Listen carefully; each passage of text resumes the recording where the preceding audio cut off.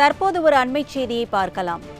உறுதியளிக்கப்பட்ட ஓய்வூதிய திட்டத்தில் தங்களை சேர்க்காத திமுக அரசை கண்டித்து 20வது நாளாக காத்திருப்பு போராட்டத்தில் ஈடுபட்ட ஊராட்சி செயலாளர்கள் கைது செய்யப்பட்டு உள்ளனர். இது பற்றிய விரிவான விவரங்களை செய்தியாளர் கோபாலகிருஷ்ணன் வழங்க கேட்கலாம். கோபாலகிருஷ்ணன் வணக்கம். இது தொடர்பான முழுமையான விவரங்கள் என்ன பகிர்ந்துக்கங்க. அரசி வணக்கம். தமிழக அரசு கடந்த ஜனவரி 3ஆம் தேதி தமிழக அரசு ஊழியர்களுக்கும் ஆசிரியர்களுக்கும் உறுதியளிக்கப்பட்ட ஓய்வூதிய திட்டம் என்ற ஒரு திட்டத்தை அறிவித்தது. இது ஒட்டுமொத்த அரசு ஊழியர்கள் ஆசிரியர்களையும் பேர் அதிர்ச்சிக்குள்ளாக்கிய நிலையில் ஊராட்சி செயலாளர்களை அந்த உறுதியளிக்கப்பட்ட ஓய்வூதிய திட்டத்தில் சேர்க்காதது தமிழகம் முழுவதும் பணியாற்றி வரக்கூடிய 8000க்கும் அதிகமான ஊராட்சி செயலாளர்களை பேர் அதிர்ச்சிக்குள்ளாக்கியது. ஜனவரி 3ஆம் தேதியிலிருந்து அடுத்த 3 நாட்களுக்கு தமிழக அரசை நேரில் சந்தித்து தமிழ்நாடு ஊராட்சி செயலாளர்கள் சங்கத்தினர் முறையீட்டும் கூட காலமுறை ஊதியத்தில் பணியாற்றி வரும் ஊராட்சி செயலாளர்கள் தமிழக அரசின் உறுதியளிக்கப்பட்ட ஓய்வூதிய திட்டத்தில் சேர்க்கவில்லை. இதனை கண்டிக்கும் விதமாக தான் கடந்த 20 நாட்களாக தொடர் காத்திருப்பு அறவழி போராட்டத்தில் தமிழ்நாடு ஊராட்சி செயலாளர்கள் சங்கத்தினர் ஈடுபட்டு வருகின்றனர்.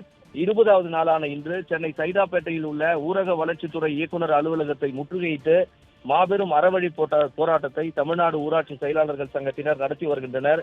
இவர்களது ஒற்றை கோரிக்கை என்னவென்றால், தமிழக அரசு துறையில் ஊரக வளர்ச்சித்துறையில் சி பிரிவு நிலையில் காலமுறை ஊதியத்தில் கடந்த 2018ஆம் ஆண்டு முதல் பணியாற்றி வரும் ஊராட்சி செயலாளர்களை தமிழக அரசு வெளியிட்டுள்ள இந்த உறுதியளிக்கப்பட்ட ஓய்வூதிய திட்டத்தில் சேர்க்காமல் அரசாணை வெளியிட்டதாகவும் அதனை கண்டித்துதான் ஊராட்சி செயலாளர்கள் கடந்த 20 நாட்களாக சென்னையில் முகாமிட்டு போராட்டம் நடத்தி வருகின்றனர்.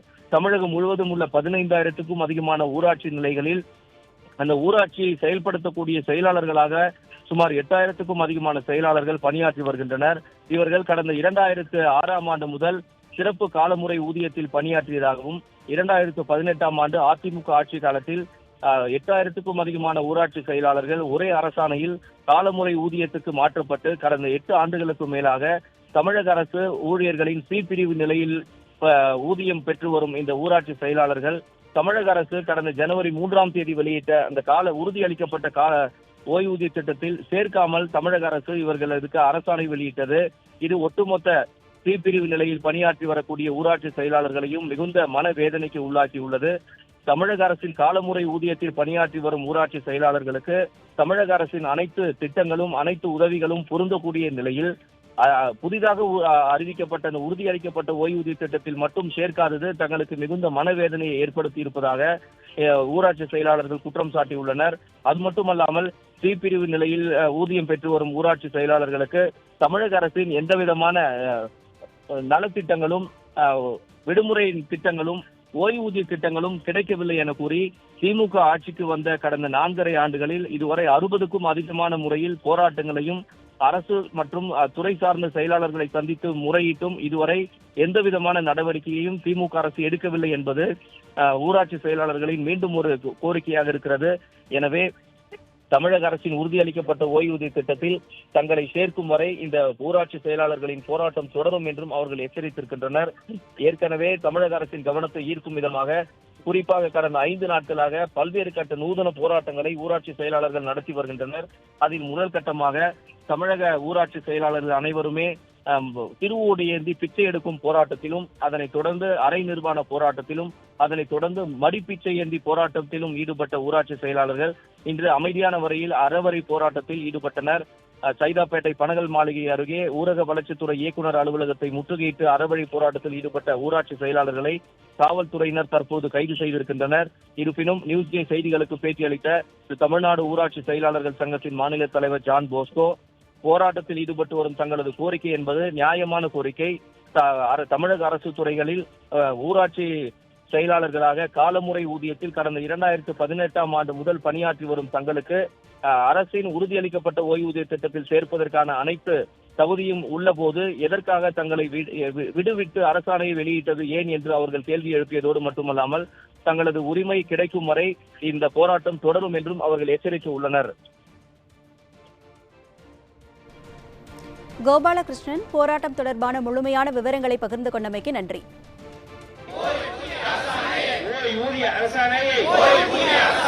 உடனடியாக வழங்கியது தமிழக அரசு தமிழக அரசு இணைக்குது இணைக்குது இணைக்குது ஓய்வூதிய திட்டத்தில் ஊராட்சி செயலரை வஞ்சிக்காதே வஞ்சிக்காதே வஞ்சிக்காதே வஞ்சிக்காதே வெளியிடு வெளியிடு வெளியிடு வெளியிடு உடனடியாக வெளியிடு வஞ்சிக்காதே வஞ்சிக்காதே வஞ்சிக்காதே ஏமாற்றாதே ஏமாற்றாதே கொடுத்துடு ஊராட்சி செயலருக்கு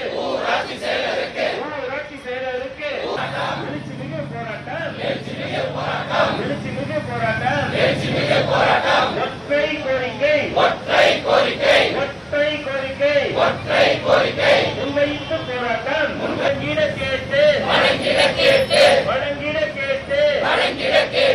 எழுச்சிமிகு போராட்டம்.